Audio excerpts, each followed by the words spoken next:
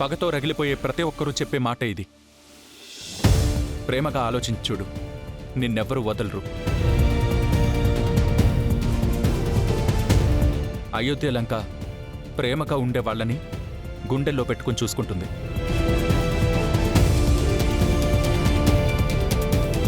ప్రేమాభిమానాలకు అర్థం తెలిసిందే అయితే అన్నయ్య అని కూడా చూడకుండా ఇన్ని పథకాలు రచించి దేవుళ్ళలాంటి మా నాన్నని ఊరు నుంచి పంపించాలని చూస్తుందా?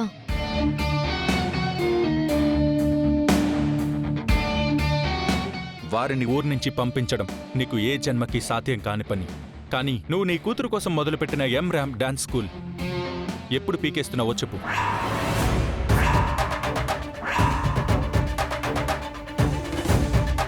స్కూల్ని ఏం చేయాల్సిన అవసరం లేదు. మన ఒప్పందం అదే కదా పెదనాన్న. అందులో నేర్పించే నాట్యం విలువలతో కూడుకున్నదైతే అది చాలమ్మా. ఇప్పటికైనా ఈ ఊరు ఇక్కడి మనుషుల గొప్పతనాన్ని అర్థం చేసుకొని బుద్ధిగా ఉంటే సంతోషిస్తాం. అలా చేస్తే తోబుట్టువుగా స్వాగతించడానికి నేనెప్పుడూ సిద్ధంగానే ఉంటాను.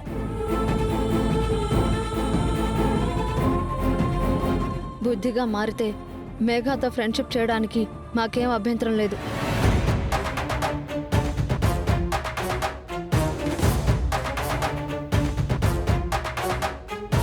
గెలిచినోళ్లు చెప్తే వింటామని, మీతో స్నేహం చేస్తానని ఎప్పుడూ అనుకోవద్దు. ఈ అనగాదేవి స్థాయి వేరు, మీ స్థాయి వేరు.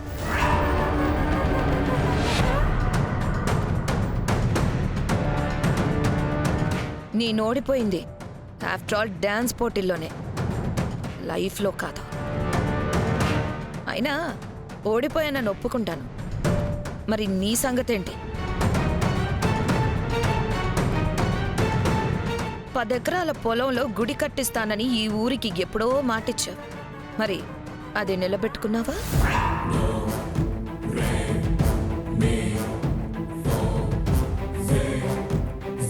అర్రే, ఏంటి అందరూ ఒక్కసారిగా షాక్ అయిపోయారు? మర్చిపోయాననుకున్నారా? మర్చిపోతాననుకున్నారా?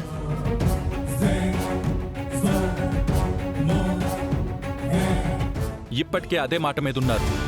గుడి కట్టించి తీరుతారు. నెల రోజుల్లో కట్టిస్తానని 20 రోజుల క్రితం చెప్పారు. ఇంకా కోర్టు నుంచి మీ చేతికి పత్రాలే రాలేదు. మరి ఎలా కట్టిస్తారు? ఎన్నాళ్ళిలా జనాల్ని మభ్యపెడతారు? గొప్పల కోసం మాట ఇవ్వడం ఎందుకు? ఇప్పుడు చేతకాక చేతులు నలుపుకోవడం ఎందుకు? మా నాన్నకి ఎప్పుడు ఏం చేయాలో బాగా తెలుసు. అది మీతో చెప్పించుకునే స్థాయిలో మా నాన్న లేరు. ఇంకా 10 రోజులే ఉంది రామలక్ష్మి.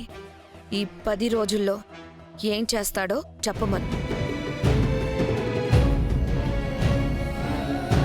ఏంటనియా, మాట రావడం లేదా?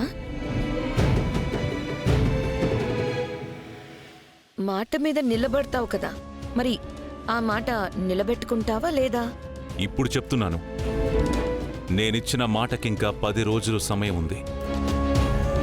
ఈ 10 రోజుల్లో గుడి ప్రారంభించకపోతే 11వ రోజు ఈ రఘురాం కూడా ఈ ఊళ్ళో ఉండడు. నాన్నా, ఏమండి? అవును జానకి, నాకు నా ప్రాణం కంటే మాటే ముఖ్యం. ఆ విషయం నీకు కూడా తెలుసు. నా కర్తవ్యంలో మొదటిసారి జాప్యం జరిగింది. అలా అని నాకేమీ భయం లేదు. 10 రోజులు సమయం ఉందిగా. ఆ శివయ్య నాతోనే ఉన్నాడు. నేను ఖచ్చితంగా గుడి మొదలుపెట్టే తీరుతాను. ఒకవేళ కాని పక్షంలో నేను నా కుటుంబంతో సహా ఈ ఊరు వదిలిపెట్టి వెళ్ళిపోతాను.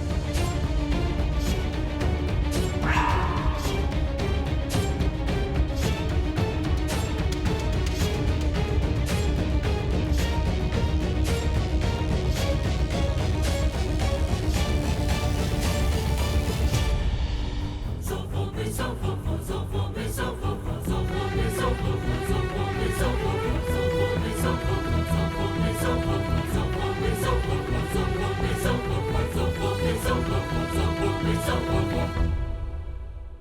పాప ఈరోజు ప్రాణాలతో ఉందంటే దానికి కూడా కారణం నా కోడలు రామలక్ష్మి.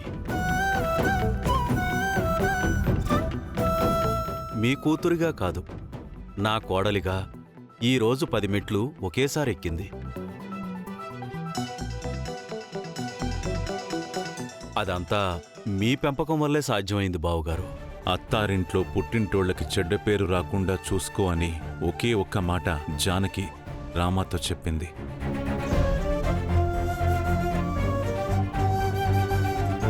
కానీ ఈరోజు ఇంత మంచి పేరు తెచ్చుకోవడం మాకు సంతోషంగా ఉంది. మన చుట్టూ ఉన్నవాళ్లు ఎప్పుడూ బావుండాలని రామ ఎప్పుడూ తపన పడుతుంటుంది. ఈరోజు పాపని కూడా తన బిడ్డలానే అనుకుని కాపాడింది. తన తల్లిగా నేనింకేం సాధించాలి చెప్పండి?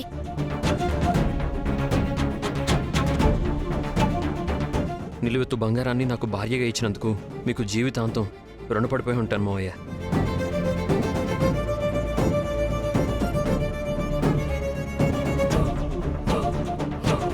రఘురామ్ గారు నమస్కారం. నమస్కారం. అయ్యో, ఎవరు మీరు? నన్ను గుర్తుపట్టలేదనుకుంటాను మీరు. నేను మీ పాలేరు రంగయ్య గారి కొడుకుని, శరత్ చంద్రని. ఓ, నువ్వా? ఎలా ఉన్నావు శరత్? మీ సహాయంతో నేను డాక్టర్ అయ్యాను. ఈరోజు పాపకి ఆపరేషన్ చేసింది ఈ డాక్టరే బావుగారు. శభాష్. వైద్యుణ్ణి దైవంతో పోలుస్తారు. ఆ వృత్తి ధర్మాన్ని చిత్తశుద్ధితో ఇలాగే నిర్వర్తిస్తూ మరిన్ని ఉన్నత శిఖరాలు చేరాలి శరత్. Thank you sir. చాలా సంతోషం డాక్టర్ గారు. డాక్టర్, పాపను ఎప్పుడు డిశ్చార్జ్ చేస్తారు?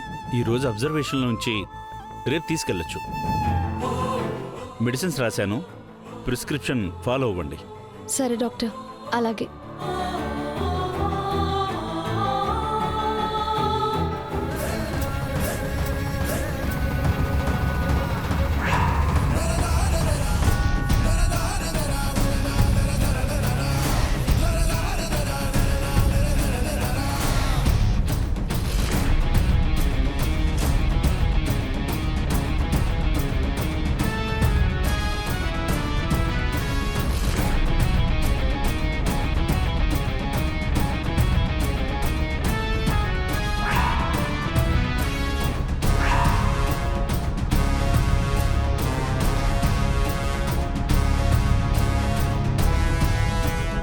ఆపండి!